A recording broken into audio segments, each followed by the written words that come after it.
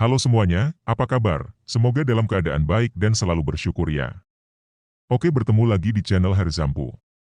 Kali ini kita akan mendengarkan kisah tauladan lagi dengan tema kisah Pak Ustadz dan si pemabuk penjudi. Silahkan disimak. Dan jangan lupa untuk langganan channel ini serta like dan tekan tombol lonceng untuk mendapatkan notifikasi kisah-kisah tauladan selanjutnya.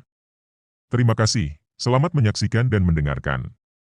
Pak Ustadz Zam adalah seorang ustadz yang rajin beribadah dan berdakwah di lingkungan rumahnya.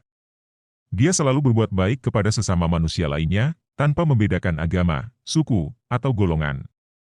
Dia juga dikenal sebagai orang yang jujur, sabar, dan rendah hati. Pada suatu malam hari, Pak Ustadz sedang berjalan pulang dari berdakwah.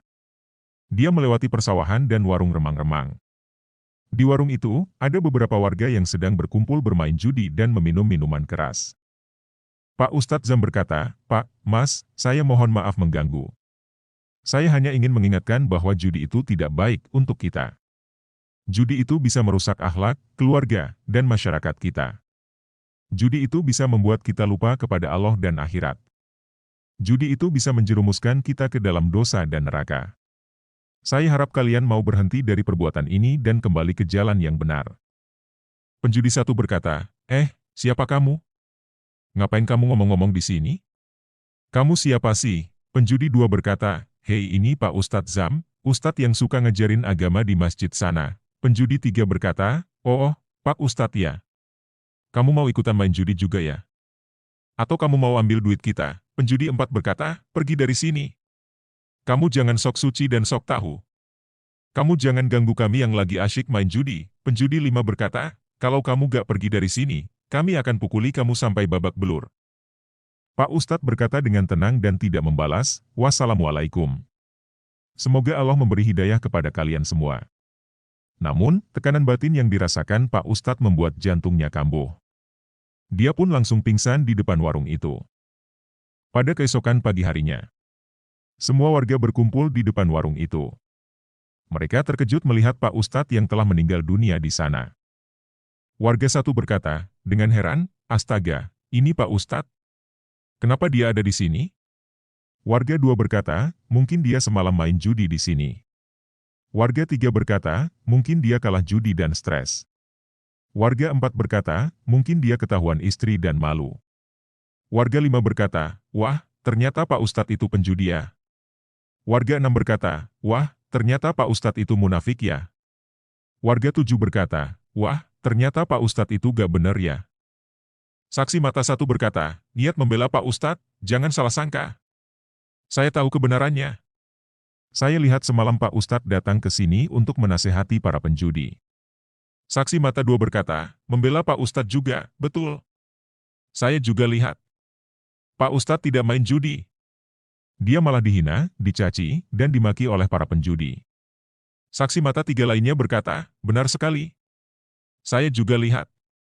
Pak Ustadz pingsan karena jantungnya kambuh. Dia tidak ada salah apa-apa." Namun, suara saksi mata tenggelam oleh suara warga yang lebih keras dan lebih banyak. Warga delapan berkata lagi, dengan tidak percaya, bohong. Kamu pasti teman Pak Ustadz. Kamu pasti mau membela dia." Warga lainnya berkata lagi, tidak percaya, ngawur. Kamu pasti ikut main judi juga. Kamu pasti mau menutupi aib dia." Pak Ustadz pun dimakamkan dengan penuh kesedihan oleh keluarga dan kerabatnya. Namun, di mata sebagian besar warga, dia bukan lagi seorang ustadz yang mulia, melainkan seorang penjudi yang hina. Keesokan malam hari, seorang pemabuk yang sedang mau pulang ke rumahnya melewati persawahan yang becek dan licin. Pemabuk itu adalah salah satu penjudi yang semalam menghina Pak Ustadz. Dia tidak merasa bersalah atau menyesal atas perbuatannya. Dia malah bangga dan sombong. Pemabuk berkata, "Hahaha, Pak Ustadz mati di warung judi. Dasar Ustadz palsu. Dasar Ustadz munafik. Dasar Ustadz gak benar." Seketika itu, sepatu pemabuk terkena lumpur sehingga dia mau mencuci sepatu itu di masjid depan persawahan. Masjid itu adalah tempat Pak Ustadz biasa beribadah dan berdakwah. Pemabuk berkata, "Itu masjid di depan persawahan? Ya sudah, saya cuci sepatu saya di sana saja. Biar bersih dan wangi." Ketika mau mencuci sepatu di kamar mandi masjid, tiba-tiba pemabuk itu terpeleset dan langsung meninggal di tempat kejadian. Dia tidak sempat berteriak atau meminta tolong. Keesokan pagi harinya, semua warga berkumpul di depan masjid itu. Mereka terkejut melihat pemabuk yang telah meninggal dunia di sana. Warga satu berkata, dengan heran, "Astaga, ini si pemabuk? Kenapa dia ada di sini?" Warga dua berkata, berspekulasi, mungkin dia semalam mau bertobat dan beribadah di sini. Warga tiga berkata, berspekulasi, mungkin dia merasa bersalah dan menyesal atas perbuatannya. Warga empat berkata, berspekulasi, mungkin dia mendapat hidayah dan rahmat dari Allah. Warga lima berkata, dan menyimpulkan, wah, ternyata si pemabuk itu mau jadi mualaf ya. Warga enam berkata, wah, ternyata si pemabuk itu mau jadi orang baik ya. Saksi mata satu berkata, mengoreksi kesalahan warga, jangan salah paham. Saya tahu kebenarannya. Saya lihat semalam si pemabuk datang ke sini untuk mencuci sepatunya yang kotor. Saksi mata dua berkata, betul. Saya juga lihat. Si pemabuk tidak mau bertobat atau beribadah. Dia malah mabuk-mabukan dan mengolok-olok Pak Ustadz. Namun, suara saksi mata tenggelam oleh suara warga yang lebih keras dan lebih banyak. Warga lainnya berkata, dengan tidak percaya, ah, bohong. Kamu pasti musuh si pemabuk? Kamu pasti mau menjatuhkan dia. Semua warga hadir untuk memberikan penghormatan terakhir kepada si pemabuk. Mereka menganggap si pemabuk sebagai orang yang beruntung karena meninggal di masjid. Warga satu berkata, dengan menangis, ya Allah, ampuni dosa si pemabuk. Dia adalah orang yang baik dan soleh. Warga dua berkata, ya Allah, terimalah si pemabuk sebagai mualaf. Dia adalah orang yang bertobat dan beribadah. Warga tiga berkata, ya Allah, berilah si pemabuk surga. Dia adalah orang yang mendapat hidayah dan rahmat. Imam mengucapkan doa, ya Allah, kami memohon kepadamu untuk mengampuni dosa hambamu ini yang telah meninggal dunia di rumahmu. Kami memohon kepadamu untuk menerima hambamu ini sebagai orang yang beriman dan bertakwa. Kami memohon kepadamu untuk memberikan hambamu ini tempat yang mulia di sisimu. Pada hari kiamat, semua manusia dibangkitkan dari kubur mereka untuk dihisap oleh Allah.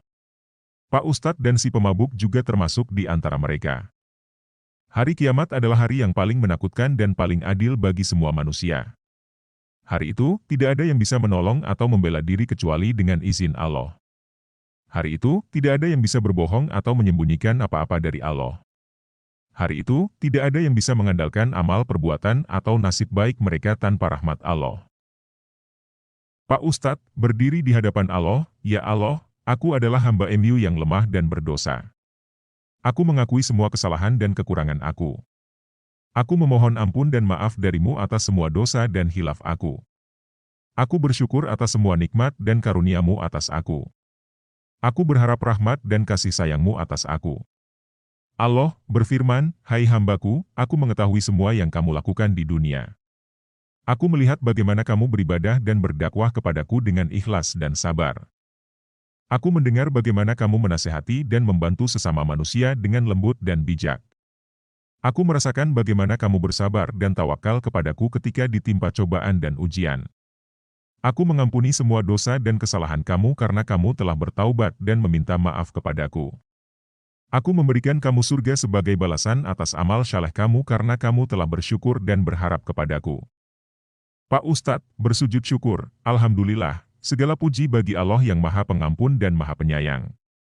Pak Ustadz pun masuk ke surga dengan penuh kebahagiaan dan kedamaian. Si pemabuk berdiri di hadapan Allah, ya Allah, aku adalah hambamu yang kuat dan beruntung. Aku tidak mengakui apa-apa selain kebenaran dan kebaikan aku. Aku tidak membutuhkan ampun atau maaf darimu atas apa-apa yang aku lakukan.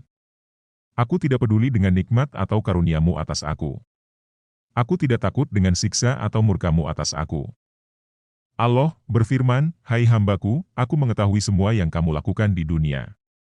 Aku melihat bagaimana kamu maksiat dan menyekutukanku dengan sesuatu yang lain. Aku mendengar bagaimana kamu menghina dan memaki hamba-hambaku yang soleh dan mulia. Aku merasakan bagaimana kamu sombong dan angkuh kepadaku ketika mendapat nikmat dan kesenangan. Aku tidak mengampuni kamu karena kamu tidak pernah bertaubat atau meminta maaf kepadaku. Aku memberikan kamu neraka sebagai balasan atas dosa besar kamu karena kamu tidak pernah bersyukur atau berharap kepadaku.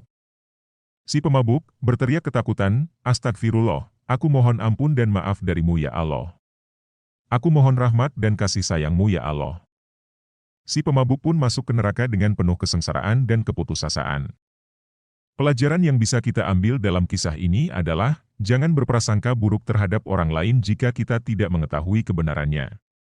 Jangan berprasangka baik terhadap orang lain jika kita tidak mengetahui buktinya. Prasangka bisa menimbulkan fitnah, dusta, dan kezaliman. Prasangka bisa merusak reputasi, hubungan, dan keadilan. Prasangka bisa menjauhkan kita dari kebenaran dan kebaikan. Prasangka bisa mendekatkan kita kepada kesesatan dan keburukan. Semoga cerita tauladan ini bermanfaat dan menghibur Anda serta dapat kita ambil hikmahnya. Wassalam.